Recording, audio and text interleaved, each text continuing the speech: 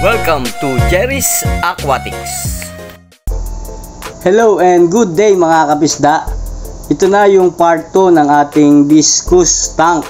So yan, makikita natin na napaka-clear ng tubig dahil sa maganda yung filtration at dahil na rin dito sa mga plants. So yan mga kapisda, at sasamahan na natin sila ngayon ng mga Glowfish Tetra at kung paano ko sila ilipat from other tank here sa tank natin ng discus. Welcome to Jerry's Aquatics. Okay guys, ito yung mga Glowfish Tetra natin at meron silang iba't ibang kulay. Itong nandito nasa 5 colors at kukuha lang tayo ng mga 10 pieces na isasama dun sa tank natin ng discus. Gagamit lang ako guys ng ganitong lagayan. Dito ko muna sila ilalagay at bago natin mailipat dun sa kabilang tank, yung mga tank natin ng discus. Kukuha lang ako dito ng tubig, then sasalukin ko na yung mga isda at ilalagay ko muna sila dun sa parang tabo lang na paglalagyan muna bago ilipat dun sa kabilang tank. At ito mga kapisda, nakahuli na ako ng 10 pieces na merong kulay blue, purple, red na parang medyo pink, yellow at saka green.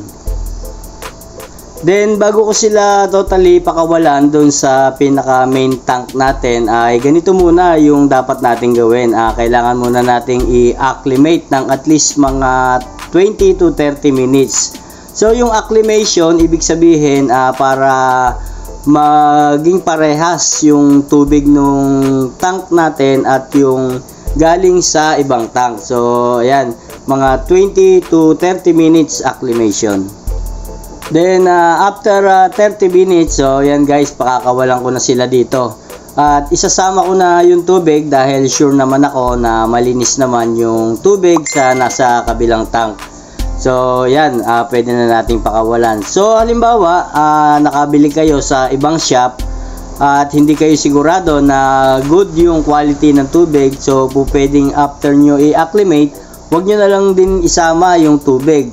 Or kaya naman, ang tip ko lang ay kung halimbawa bibili kayo sa ibang shop, then pinakamaganda, wag nyo munang isama sa pinaka main tank. Ang gawin nyo muna, ibukod nyo ng lagayan at kumbaga parang i-quarantine muna natin sila ng at least mga 3 days or kahit hanggang 1 week para mamatay muna yung mga ibang mga bad bacteria, then bago natin isama doon sa mga lumang isda na natin.